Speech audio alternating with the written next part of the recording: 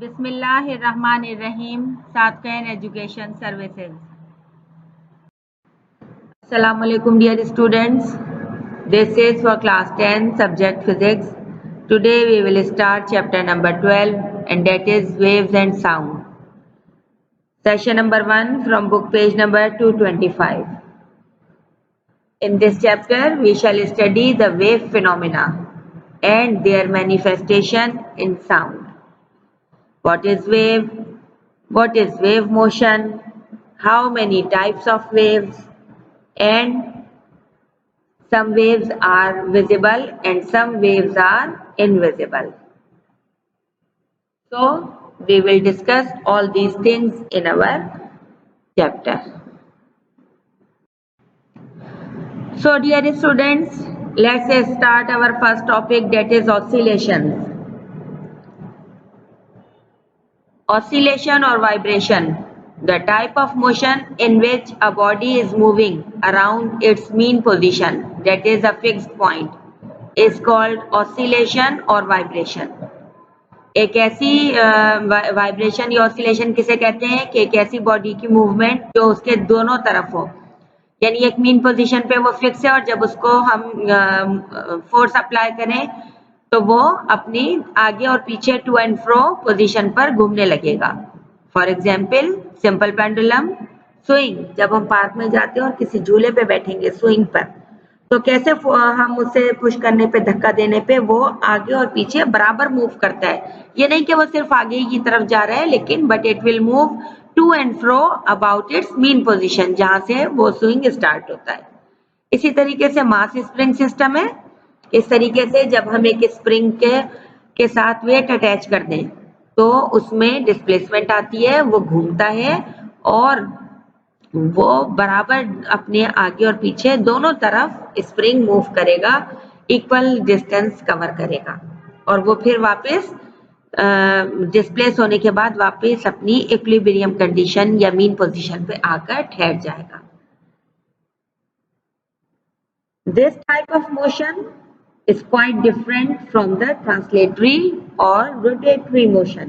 अब हमने देखा कि ऑसिलेशन या वाइब्रेशन है ये ट्रांसलेटरी यानी एक बिल्कुल स्ट्रेट पाथ में मूवमेंट, या रोटेटरी मोशन जो हमारी फैन की होती है, रोटेटरी मोशन है, किसी दायरे में घूमने वाली मोशन है, उन सब से ये बिल्कुल डिफरेंट होगी. इसी तरीके से हम पीरियोडिक मोशन देखें अगर, तो what is periodic motion? Any motion that repeats itself after an equal interval of time is called periodic motion. Periodic motion is often called harmonic motion. Periodic motion एक ऐसी बॉडी की movement जो कि repeat हो रही है equal intervals of time पे, उसे हम पीरियोडिक मोशन कहते हैं. Our next topic is simple harmonic motion. It is on your book page number 226. The type of vibratory motion which fulfill following two conditions is said to possess simple harmonic motion. अब वो simple harmonic motion अगर कोई body possess करती है तो वो दो चीजें पूरी कर रही होगी, उसमें ये दो प्रॉपर्टीज मौजूद होंगी. कौन सी? Number 1, acceleration of the body is directly proportional to the displacement from equilibrium position, mean position. And number 2, the acceleration of the vibrating body is always directed towards mean position. Now if we want to develop a relation, अब हम इन दोनों चीजों के दरमियान कौन कौन सी acceleration और displacement के दरमियान रिलेशन बनाएं, तो acceleration is directly proportional to displacement. Here we have used x for the displacement and a for acceleration. ये x जो है ये मीन पोजीशन से कितनी डिस्प्लेसमेंट आ रही है उसको शो करता है और a आप जानते हैं एक्सेलरेशन को. तो जब हम यहाँ पे नेगेटिव साइन अटैच कर रहे हैं, नेगेटिव साइन ये क्यों कर रहे हैं? क्योंकि एक्सेलरेशन जो बॉडी में प्रोड्यूस हो रही है उसकी डायरेक्शन हमेशा मीन पोजीशन की तरफ होती है। सो A is directly proportional to displacement x, but it is in opposite direction from the displacement. Now, the examples of simple harmonic motion. The motion of bob of a vibrating pendulum. अगर हम एक pendulum बनाए तो उसमें जो Bob की position motion है वो सिंपल हार्मोनिक मोशन है। इसी तरीके से अगर हम किसी स्ट्रिंग को वायलिन वगैरह की या किसी गिटार की स्ट्रिंग को हम डिस्टर्ब करेंगे तो वो मीन पोजीशन के दोनों तरफ वाइब्रेट करेगी, वो भी सिंपल हार्मोनिक मोशन है। इसके अलावा the motion of molecules in solids, solid के पार्टिकल्स जो मूव करते हैं वो भी सिंपल हार्मोनिक मोशन में मूव करते हैं। तो आपने सिंपल हार्मोनिक मोशन में क्या सीखा? सिंपल हार्मोनिक मोशन क्या होती है? अगर कोई बॉडी सिंपल हार्मोनिक मोशन में है तो वो दो कंडीशंस को फुलफिल करेगी। Number 1, acceleration of a body is always directly proportional to the displacement x from mean position. Number 2, the acceleration of the body is always directed towards mean position. जब acceleration mean position की तरफ होगी तो ये displacement negative sign के साथ होगा। Now the next topic is motion of a body attached to a spring is in simple harmonic motion. Topic book page number 227. To check this, हम क्या करेंगे? अब आप देखें फिगर ऊपर वाली जो फिगर ए है, हमने एक सिस्टम लिया, स्प्रिंग स्मूथ सरफेस पे हॉरिजॉन्टल सरफेस पर अटैच किया गया है, उसके साथ हम एक बॉडी मास m की अटैच कर रहे हैं। ठीक है, अब ये रेस्ट पोजीशन में है। अब क्या होगा? जब हम इस बॉडी को डिस्प्लेस करेंगे इक्विलिब्रियम कंडीशन इसकी इक्विलिब्रियम पोजीशन से यानी मीन पोजीशन से राइट की तरफ, और फिर हम इसे छोड़ेंगे तो क्या होगा कि ये वाइब्रेट करने लगेगी अपनी मीन पोजीशन से, क्योंकि ये स्प्रिंग है तो ये आगे और पीछे मूव करेगा अपनी मीन पोजीशन से। तो इस फोर्स की वजह से इसमें एक्सेलरेशन भी प्रोड्यूस होगी। नाउ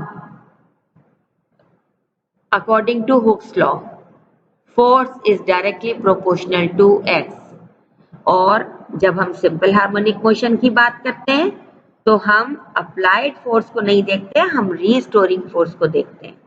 अब रीस्टोरिंग फोर्स क्या होती है? यानी वो फोर्स जो इस स्प्रिंग को वापस अपनी मीन पोजीशन पर ले जा रही है।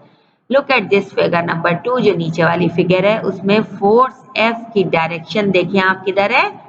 मीन पोजीशन की तरफ। ठीक है, तो यहाँ पर क्या होगा? Direction of displacement x is opposite to this restoring force, so Hooke's law को हम नेगेटिव साइन के साथ लिखेंगे। F is equals to minus k x, k spring constant है। ठीक है, जब भी अब हमने क्या देखा कि जब भी एक्सटेंशन लेफ्ट साइड की तरफ होगी यानी मीन पोजीशन के लेफ्ट साइड पर एक्सटेंशन जा रही होगी तो रीस्टोरिंग फोर्स जो है वो राइट की तरफ मूव करेगी। अब क्या है? राइट की तरफ मूव, रीस्टोरिंग फोर्स राइट की तरफ है, और जब ये फोर्स जो है इसकी पॉजिटिव वैल्यू है तो x की नेगेटिव वैल्यू होगी। अब न्यूटन के सेकंड लॉ के अकॉर्डिंग जब भी मोशन कोई भी बॉडी मोशन में है तो उसके ऊपर कौन सा रूल अप्लाई होता है? F is equals to ma। अब इन दोनों इक्वेशंस को अगर हम कंपेयर करें आपस में तो ma फोर्स ma के इक्वल है, यानी product of mass and acceleration is equals to minus k x. और अगर हम सिर्फ एक्सेलरेशन को लेना चाहें तो हमारी इक्वेशन बन जाएगी A is equals to minus k upon m k x upon m. और हमें इस इक्वेशन की मदद से इस बॉडी की जो कि किसी भी स्प्रिंग के साथ अटैच है एक्सेलरेशन पता चलती है। और हम क्या देख रहे हैं कि acceleration is directly proportional to displacement x।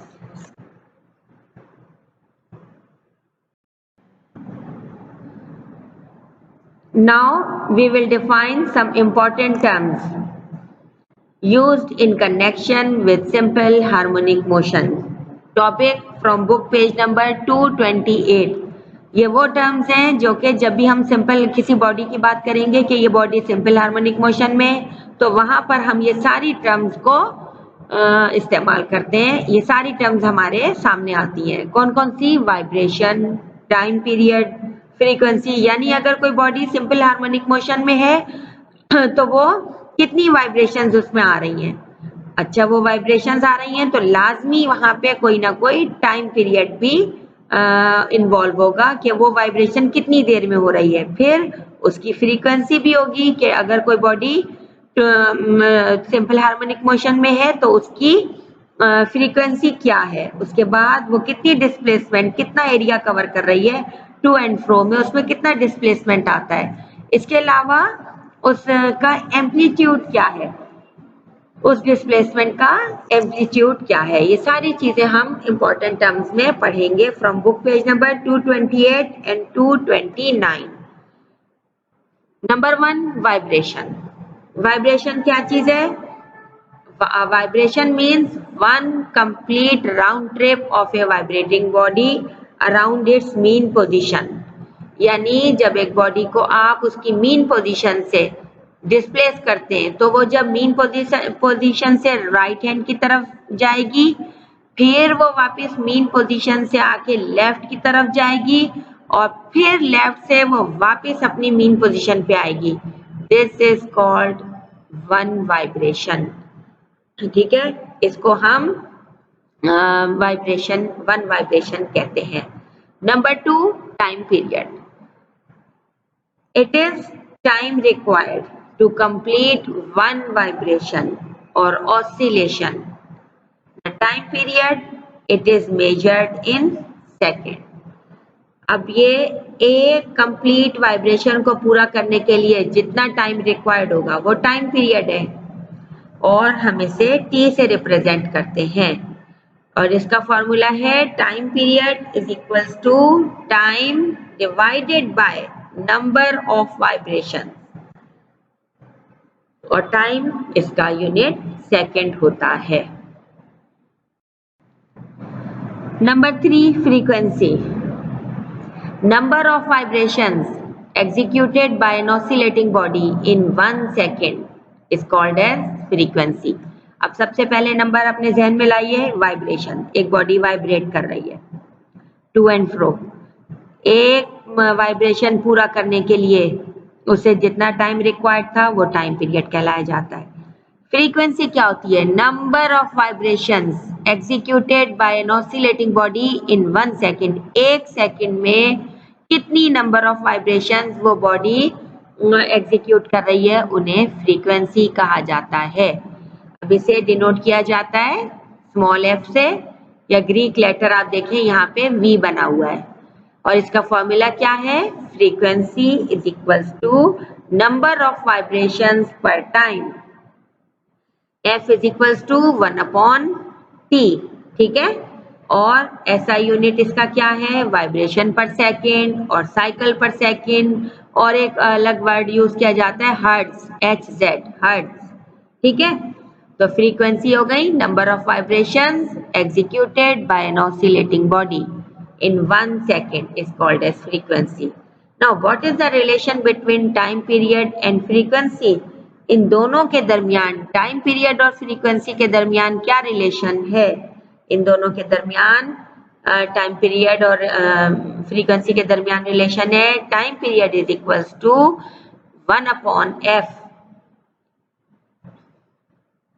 ठीक है, यानी टाइम पीरियड जो है वो फ्रीक्वेंसी का रेसिप्रोकल होगा, या फ्रीक्वेंसी जो है वो टाइम पीरियड की रेसिप्रोकल होगी।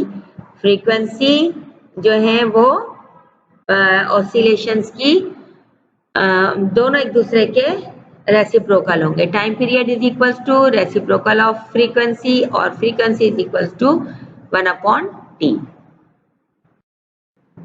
Number 4, displacement.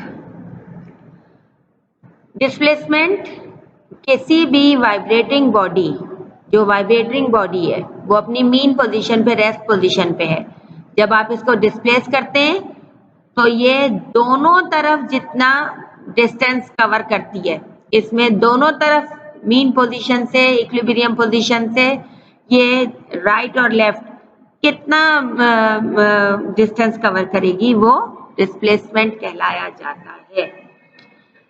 Displacement of a vibrating body at any instant is its distance from the equilibrium position। यानी उस लम्हे पे, उस टाइम पे वो अपनी मीन पोजीशन से कितनी दूर है, वो उस बॉडी का डिस्प्लेसमेंट कहलाया जाता है। इससे जाहिर है, भी आपने देखा था, हम F से डिनोट करते हैं और जाहिर है डिस्प्लेसमेंट है ये, तो इसका यूनिट मीटर होगा। Number 5, amplitude. एम्पलीट्यूड क्या चीज है? It is the maximum displacement of A vibrating body on either side of its mean position और इक्विलिब्रियम पोजीशन। अब एक बॉडी मीन पोजीशन पर है, वो जितना मैक्सिमम डिस्प्लेसमेंट ले सकती है अपने आइदर साइड पे, दोनों तरफ, वो उसकी एम्पलीट्यूड कहलाया जाता है और इसको हम x0 से डिनोट करते हैं और इसका यूनिट भी मीटर होता है। Now students, this topic is on book page number 229, time period of the mass attached to the spring। अगर मैं रिकॉल करूं इससे पहले, तो हमने क्या किया था? हमने देखा था कि एक स्प्रिंग हमने अटैच किया था एक फिक्स्ड पॉइंट के साथ। एक एंड उसका फिक्स्ड पॉइंट के साथ अटैच था, दूसरा उसका कनेक्ट किया था हमने एक ब्लॉक ऑफ मास m, जो कि एक स्मूथ हॉरिजॉन्टल सरफेस पर रखा हुआ था। अच्छा, क्या किया था हमने उसमें? जब हमने उसमें एक स्मॉल डिस्प्लेसमेंट x दी थी, such that when small displacement x is given to this system, it will accelerate in opposite direction such that it will perform simple harmonic motion। हमने क्या किया था कि जब उसको हमने मास को डिस्प्लेस किया था तो उसमें डिस्प्लेसमेंट आई थी x और उसमें एक्सेलरेशन प्रोड्यूस हुई थी ऑपोजिट डायरेक्शन में। सिंपल हार्मोनिक मोशन एग्जीक्यूट किया था। अब इसका टाइम पीरियड क्या है? Time period is equals to 2 pi root of m upon k। m क्या है? Mass of the body attached to the spring, और k क्या है? ये स्प्रिंग कांस्टेंट होता है। Where pi is equals to 3.142 और 22/7, वी नो दिस। और ये टाइम पीरियड t हमें पता चलेगा। Formula, please remember this formula. Time period for a body of mass m which is attached to a spring is equals to 2 pi root of m upon k. Now the frequency of the mass attached to the spring, we know that f is equals to 1 upon t. Now t is equals to, we know that 2 pi root of m upon k. Now by putting this value in our formula, f will become 1 upon 2 pi m upon k. तो ये f frequency हो जाएगी 1 upon 2 pi root of k upon m। अब ये हमारे पास frequency का formula आ गया। Remember these two formulas students. Frequency is equals to 1 upon 2 pi root of k upon m and time period is equals to 2 pi root of m upon k। m क्या है? मास, जो कि हमने spring के साथ attach किया है। k क्या है? स्प्रिंग कांस्टेंट है। t क्या है? टाइम पीरियड है। f क्या है? फ्रीक्वेंसी। फ्रीक्वेंसी क्या होती है? Number of vibration per unit time. ठीक है बच्चों, I hope you will learn these two formulas and all these terms. Now here is your homework. Question number 1, prove that the vibratory motion of a mass attached to a spring is simple harmonic motion. Number 2, define these. Number 1, vibration. Number 2, time period. Number 3, frequency. Learn and write these questions in your copy. Okay students, thank you. Allah Hafiz.